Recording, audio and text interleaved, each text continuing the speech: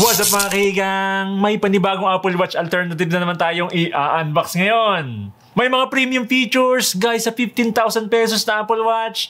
Pero itong i-unbox natin, 3 times na mas affordable. Ito ang Amazfit Bip 6 Smartwatch. So available din to sa colors na black, red, tsaka gray. Yung nandito sa atin ngayon, yan, yung gray. So wala naman na tayong makikita dito, no? Kaya i-unbox na natin to. Buksan natin dito sa ilalim. Yan. Tapos hilahin lang natin. Iangat lang natin to. You know, nakalagay, Discover Amazing. Nandito na kagad yung Amazfit Bip 6. Lagay mo natin dito sa side. So yan, dito nakalagay yung manual. Tapos yung charging dock niya. Yan. Ngayon nga lang, walang Type-C cable na kasama para mas makatipid sa production cost. Pero pwede nyo naman gamitin yung mga ginagamit sa phone nyo. Tanggalin natin tong plastic. Yan. Yun.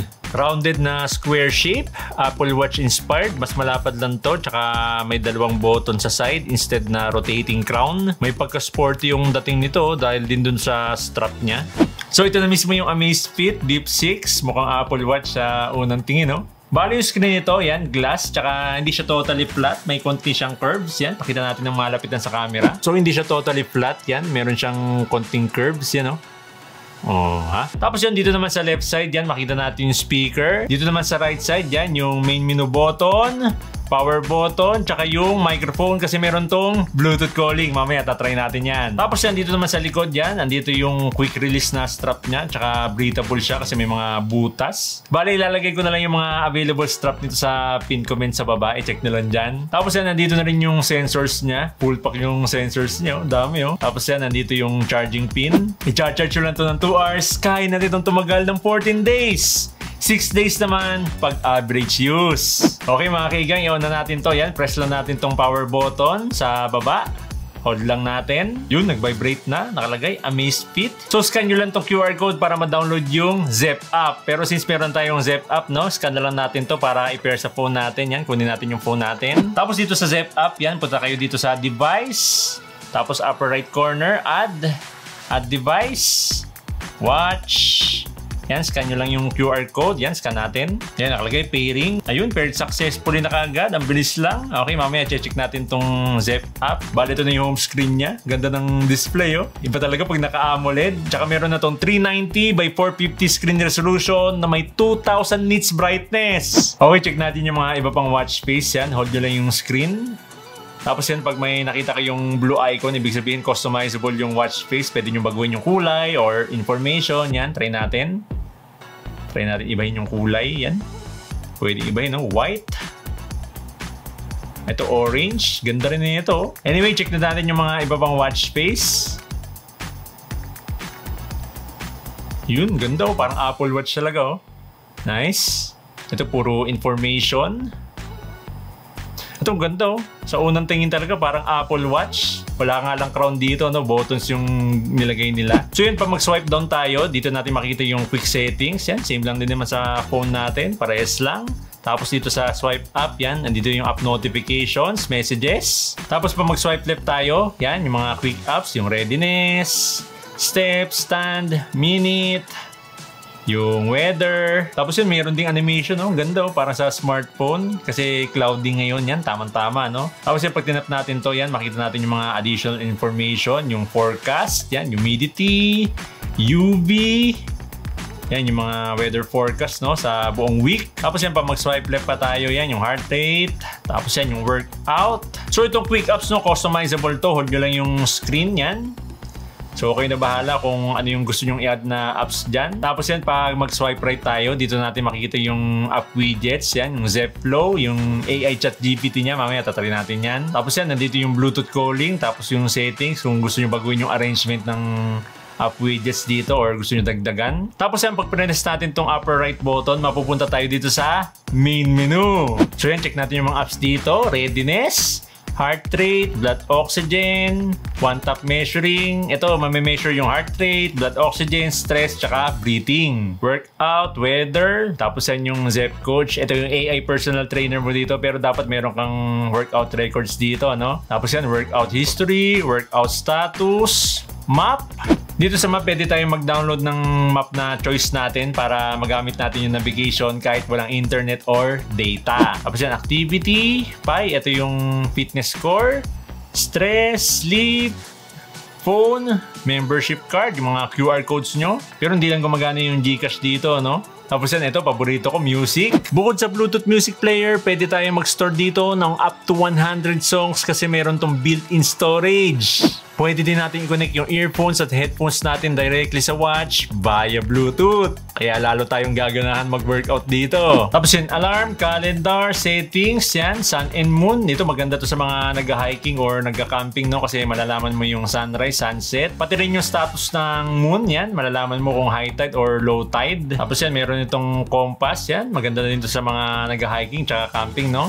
Cycle tracking, menstrual cycle, stopwatch, timer, Find My Phone, to-do list, voice memos, Pomodoro timer, yan, meron din. Tapos heart rate push, notification sa heart rates mo, HRB, so ganun din, no? Meditation, meron din, mini chess. Tapos Zepflow, ito yung AI chat GPT niya. So dito sa Zepflow, pwede tayong mag-start ng workout dito directly. Start indoor walking.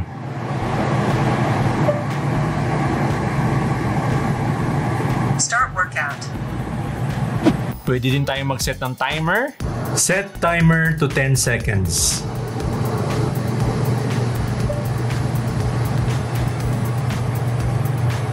Pwede mag-set ng alarm. Set alarm for 6 a.m. tomorrow.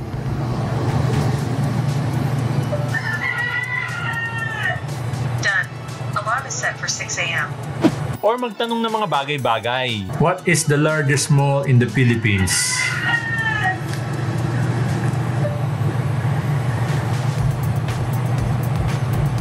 Mall in the Philippines is the SM Mall of Asia. Napaka-optimize ng interface ito, no lag. Kita nyo naman mga kaigang, oh. Battery smooth, oh.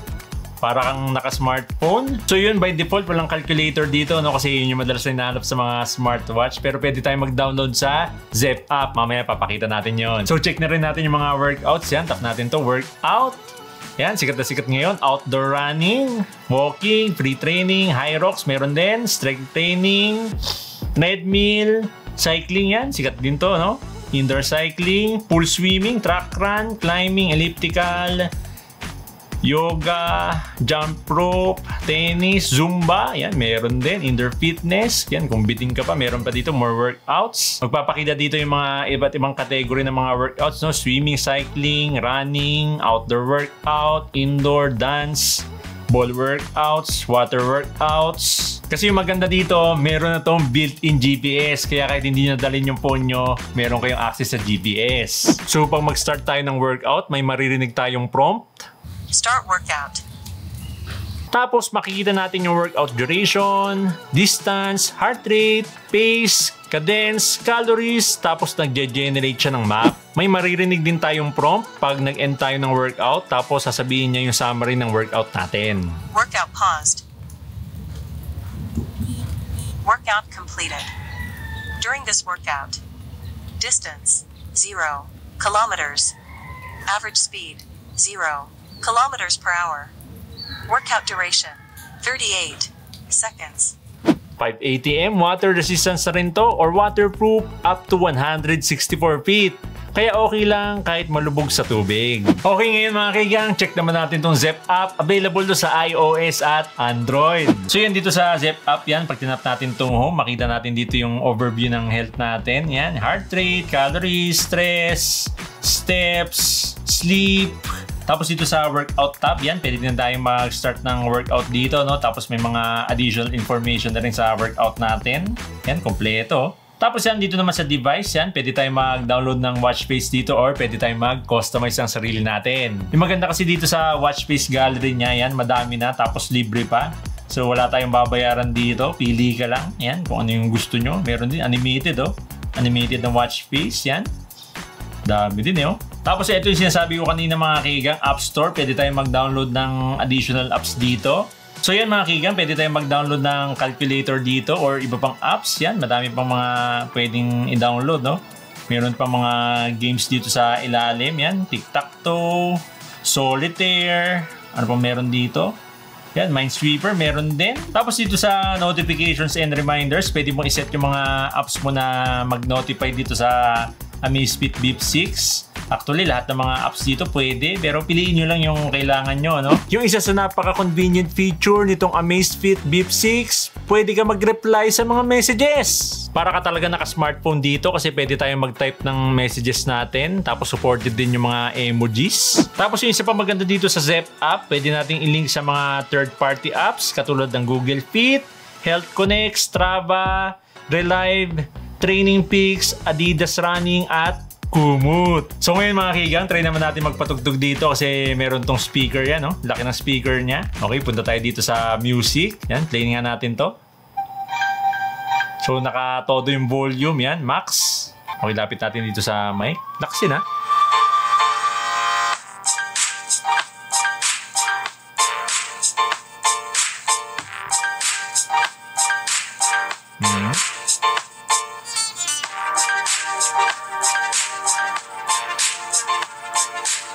Pwede.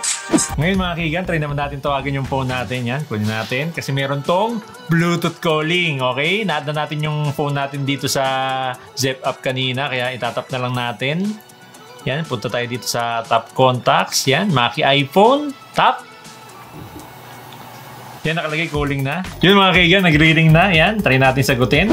Mic check, 1, 2, 3. Amazfit Bip 6, mic check, 1, 2, 3. Amazfit Bip 6, 1, 2, 3. Mic check, 1, 2, 3. May aluminum alloy frame, AMOLED screen na may 2000 nits brightness, health trackers, AI chat GPT, at may built-in GPS na. Meron na rin tong AI calls kaya mas ganado tayo mag-workout, lalong-lalo na up to 14 days ang battery.